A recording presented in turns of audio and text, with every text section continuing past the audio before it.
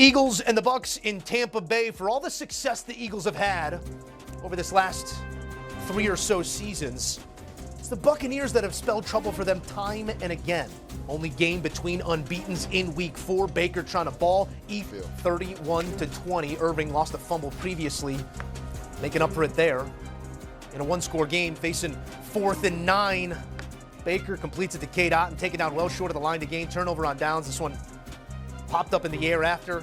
Comeback falls short. Eagles hang on to win it 31-25. End of the game on a purposeful safety while punting. So Demons maybe not fully exercised, that they would have liked to put their foot on the pedal on the way home, but a win is a win, and they're hard to come by in the NFL. The Eagles having no such issue.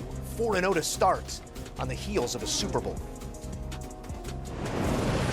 Back in studio, Joe Muto alongside Lige Duzable. Duz, this is a team that, again, we talk about standard. We hold to a high one in Philadelphia. They get a win over a team that usually presents some sort of issues. What's your major takeaway from this latest victory?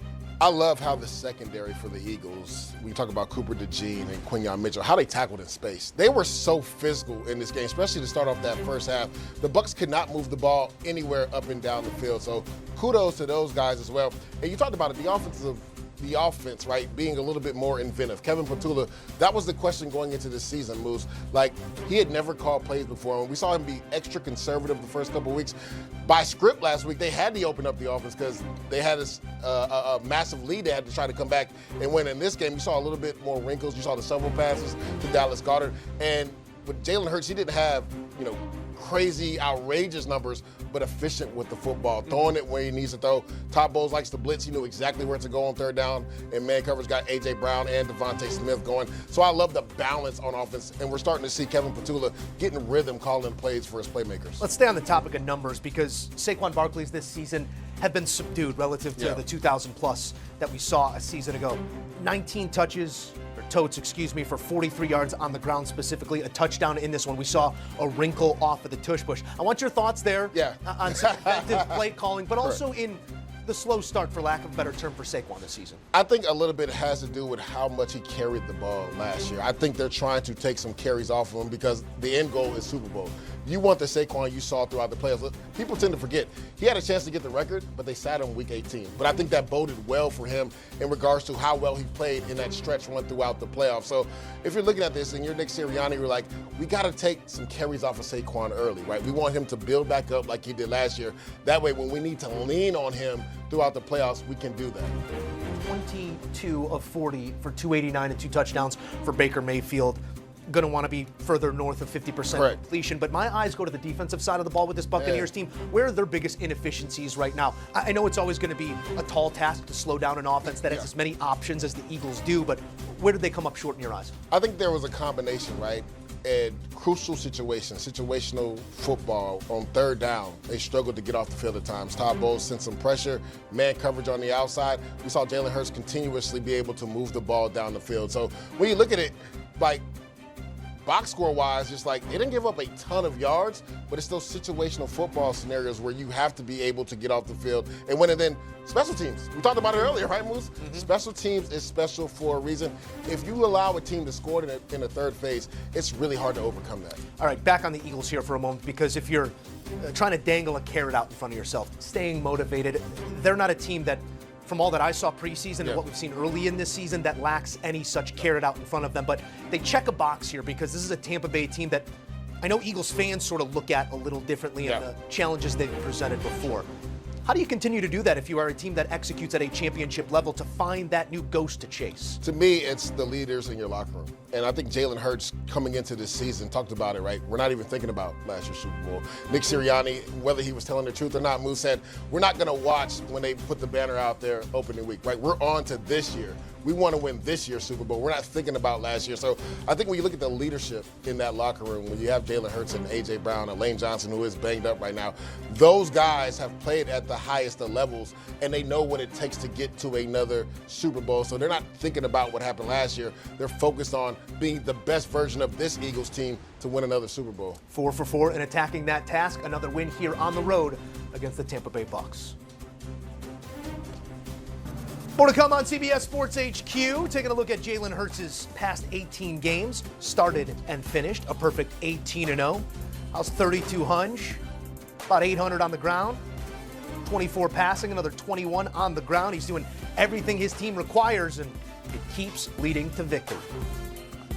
As I was watching all of you guys reacting, I mean, to Teddy, how much of a factor in the game is the temperature, do you believe? It's a factor. You can't escape it no matter what you do during the week. Going from when I was in New England, going down to Miami, the jersey color, do we get down there early? It's nothing. It's about your mental toughness and execution in the heat. It's going to be hot, inevitable, and it's how they deal with it, especially in the fourth quarter. You know, one thing, and Teddy's right, one thing that I'll tell these young viewers, one thing to prepare going to the heat, that means you put extra clothes on during the week of work so your body temperature, so you're able to control that. Right. But the temperature will be a factor today. Okay, so that's one of many interesting factors in this game. Another one, of course, has been Jalen Hurts. And Alex, I know that you spent some time going over Jalen's tape this week and the grading system that they have. Because here's a guy who, again, they haven't lost a game that he started since, or finished at least since this Tampa loss a year ago. What is it you saw when you went to do that? Yeah, well, first off, it's just understanding Jalen, right? Like, this guy might still be one of the most underrated players in the NFL, and he just was the Super Bowl MVP, right? He never gets included in that elite conversation. Quarterbacks, yet all he does is beat them. And so, again, quarterbacks get graded, right? Every position group. But this is how the Philadelphia Eagles do it. A double plus for an exceptional, obviously a positive. You have a neutral for a handoff, and then a minus, and then a critical error. Those are the plays that lose you ball games. And the thing that's unique about Jalen is he makes more decisions than anybody in the NFL, because they do not run traditional run game. He makes a decision or a read on every play. Here he blocks the defensive end with his read. This gives them numbers in the box. Boom, Saquon's on the safety, ripping off a 12-yard run. That's a plus, right? Positive play. There are no plays off for him. 4th and goal here. This is for the game. Hey, talk about critical moment, bottom of the 9th. Listen, everybody's covered except one. He sees the leverage, he sees the winner, and throws a strike. This right here, a game-winning play, that's a plus for everybody out there, right? This is what wins you games, delivering in the moment. But then this is the thing I think that makes him really, really special. Here they are earlier in the game. We saw this earlier. The running back and right tackle botched this multiple times. I mean, this is an NFL linebacker. He thinks he's picked up, then absolutely plows him over. Yeah, look at this again. I mean, full speed. I don't know how he holds on to this football. Ball security is unbelievable. I gave him a neutral for that, right? That is such good ball security. Here are his final grades. This guy made 6+ plays, multiple big touchdown throws. There aren't many neutrals. That's the defining thing here. You average this out, Brex, this guy's like 98% consistently. At least he was this last week. And I think that's the thing that's unique. Since this winning streak, right, 19-1, he's accounted for 43 touchdowns and 5 turnovers. That is the fewest turnovers in the NFL. You always have a chance to win with him playing. The ultimate grade is wins and losses, right? No position affects wins and losses more than the quarterback position. And he's 19-1, but you're right. He's never in that conversation. And I just think it's just because of his appearance. You know, he's not 6'5". Yeah. He doesn't have the bazooka. He's got everything. He does everything well. And the thing that kills me, when I look at this, you know, why do the Eagles win all these games? They remind me of those old New England Patriots that I couldn't stand. Why? Situational football. Yes. Situational football, and they find ways to win games differently each time. Block kicks, do whatever. But the situational football that I'm specifically talking about, red zone efficiency. 8 for 8 this year, Alex. 8 for 8. Pretty good. That's not all bad. How about this one, Moss? In short yardage situations, we all talk about the tush push and all that. 11 for 12. Like, that's what wins games. And so, to me, that's what separates him from Tampa. Can I just jump in quickly here? We are looking at Baker Mayfield here now. If you were not with us earlier this morning, Baker Mayfield has an interest with his right bicep. An injury to the right bicep. He did not throw Wednesday or Thursday. Threw on Friday. We're watching the warm-up. Randy, what are you seeing? He's not following all the way through. I know he's warming up. He's not stepping into it, and then his follow-through right there. It's not looking fluid right now. I mean, this is tough. That's a rope-a-dope. Come on, babe. I'm not going to doubt this guy is not going to play until I see those final inaccuracies. I know what you're talking about, what you just saw. I saw it too. Right. But then just Baker Mayfield and what he goes through, and just if he's not able to play, of course that affects this game tremendously, because these Eagles, I think this is set up for this. If Baker can play, they're set up because these Eagles, as much as respect as I have for them, this month for them has been so hard. I mean, in terms of being a defending world champion on a Thursday night, going and defend it, and your coach says, we're not even going to go out there and look at our banner beat.